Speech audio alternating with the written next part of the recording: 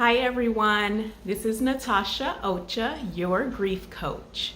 I'm here to talk to you today about grief. Grief is the normal and natural human behavior to a loss. There are actually 40 plus ways that people experience loss. First of all, grief is not linear. There is no right or wrong way to grieve. Everyone experiences it differently. Some may experience grief all at once, and some experience grief in waves. Sometimes you might experience grief out of nowhere. You can't even identify why you started to feel sad again. Sometimes a confusing time for people. Grief is not always about feeling sadness.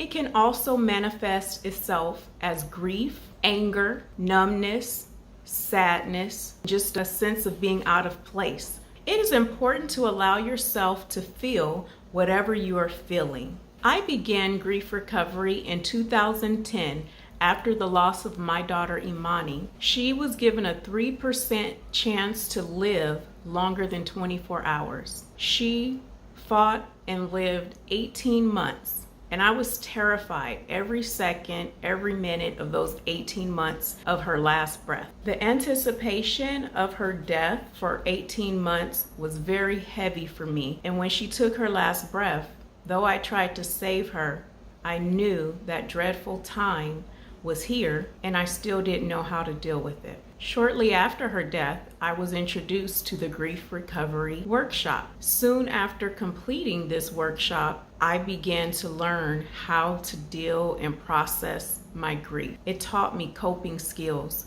that I use until this day. There are two components of grief. One is the undelivered communication of an unresolved nature. A lot of times it's hard to put words to our emotions, to our pain, and to our grief. And this causes us to stay stuck, not able to move on when we have a loss. The second component, once we learn to identify the undeliverable communications, is learning how to communicate those feelings, pain, emotional discomfort we are experiencing in a healthy and safe way. We don't subscribe to the stages of grief. Everyone has their own timeline, their own way that they experience grief and loss. For example, two people can have their mother die. Depending on the nature of that relationship will determine a lot of how they experience their grief and how they handle their grief. We will cover all of the steps to loss and the reactions of loss in this program. When you finish, you'll be equipped with the tools to handle this on your own, because as we all know, most people experience several losses in their lifetime. Here are a few signs of grieving: being very sensitive and prickly, being easily angered, being distant and in your head, feeling drained of energy and unmotivated to do normal everyday tasks,